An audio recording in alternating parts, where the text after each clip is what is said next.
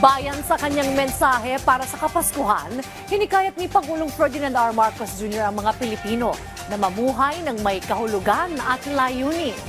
Ipinunto rin ng Pangulo na panahon nito para dadasin ang kabutihan ng Diyos sa pamamagitan ng pasasalamat at kabutihan sa kapwa.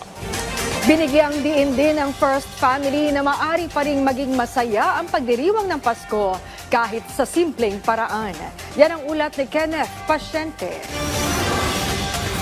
Isabuhay ang tunay na kahulugan at layunin ng Pasko. Iyan ang mensahe ni Pangulong Ferdinand R. Marcos Jr. sa mga Pilipino ngayong Kapaskuhan. Sinabi ng Pangulo na mahalaga ang okasyon sa mga Kristiyano bilang selebrasyon ng kapanganakan ni Kristo na tagapagligtas. Pero panahon din ito para maramdaman ang presensya ng Diyos sa pamamagitan ng pasasalamat, kabutihan at kaligayahan sa lahat. Giit ng Pangulo, mahalaga ang Christmas celebration hindi lang sa mga Kristiyano dahil simbolo na rin kasi ito ng pasasalamat maging sa ibang paniniwala. Ipinaalala pa niya na Pasko rin ang dahilan ng pagbubuklod-buklod ng pamilya.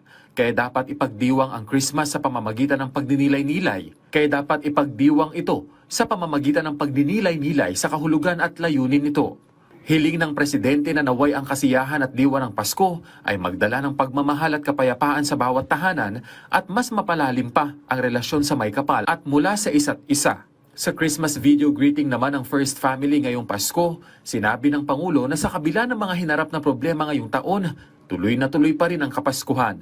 Paskong Pilipino ay ang pinakamasayang Pasko sa buong mundo. Kaya naman, sa kabila ng anumang pagsubok o pinagdadaanan, hindi may aalis sa atin ang magdiwang.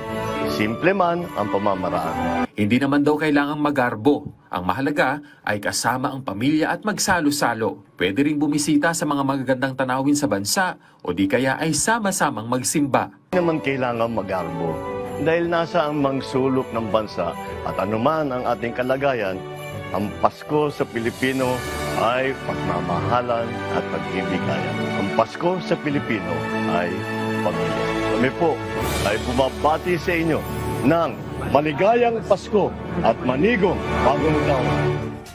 Kenneth Pasyente para sa Pambansang TV sa Bagong Pilipinas.